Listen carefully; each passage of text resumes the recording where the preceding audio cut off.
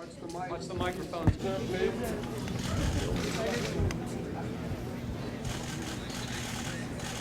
Well, I want to welcome Prime Minister Netanyahu both to the United States and to New York. As I just said in the speech that I gave before the UN General Assembly, the bonds between the United States and Israel are unbreakable. And the United States' commitment to Israel's security is unbreakable. Indeed, I think it's fair to say that today our security cooperation is stronger than it has ever been. I'm looking forward to a good discussion with Prime Minister Netanyahu about the events not only here in the United Nations, but also the developments that have been taking place in the region. As I just indicated, peace cannot be imposed on the parties. It's going to have to be negotiated.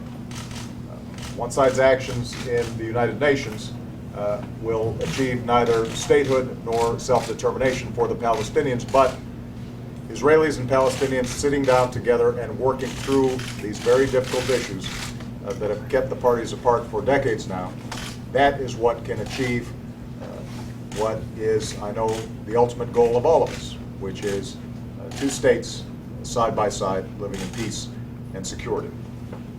Recent events in the region remind us of how fragile peace can be and why the pursuit of Middle East peace is more urgent than ever. But as we pursue that peace, I know that the Prime Minister recognizes that America's commitment to Israel will never waver, and that our pursuit of a just and lasting peace is one that is not only compatible, but we think puts Israel's security at the forefront. So it is a great pleasure to have the Prime Minister here. I want to thank him for his efforts and his cooperation, and I'm looking forward to an excellent discussion. Thank you, Mr. President. Thank you. Well, I want to thank you, Mr. President, for standing with Israel and supporting peace through direct negotiations. We both agree that this is the only way to achieve peace. We both agree that Palestinians and Israelis should sit down together and negotiate an agreement of mutual recognition and security. I think this is the only way to get to a stable and durable peace. But you've also made it clear that the Palestinians deserve a state, but it's a state that has to make that peace with Israel. And therefore their attempt to shortcut this process, not negotiate a peace, that attempt to get a state membership in the United Nations will not succeed. I think the Palestinians want to achieve a state through the international community, but they're not prepared yet to give peace to Israel in return. And my hope is that there will be other leaders in the world, responsible leaders, who will heed your call, Mr. President, and oppose this effort to shortcut peace negotiations, in fact, to avoid them.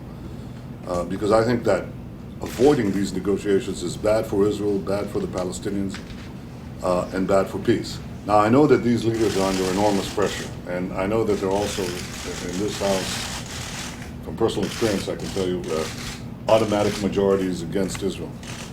But I think that standing your ground, taking this position of principle, which is also, I think, the right position to achieve peace, I think this is a badge of honor. And I want to thank you for wearing that badge of honor, and also to express my hope that others will follow your example, Mr. President. So I want to thank you for that. Thank you. Thank you, everybody. Mr. President, one of the concessions.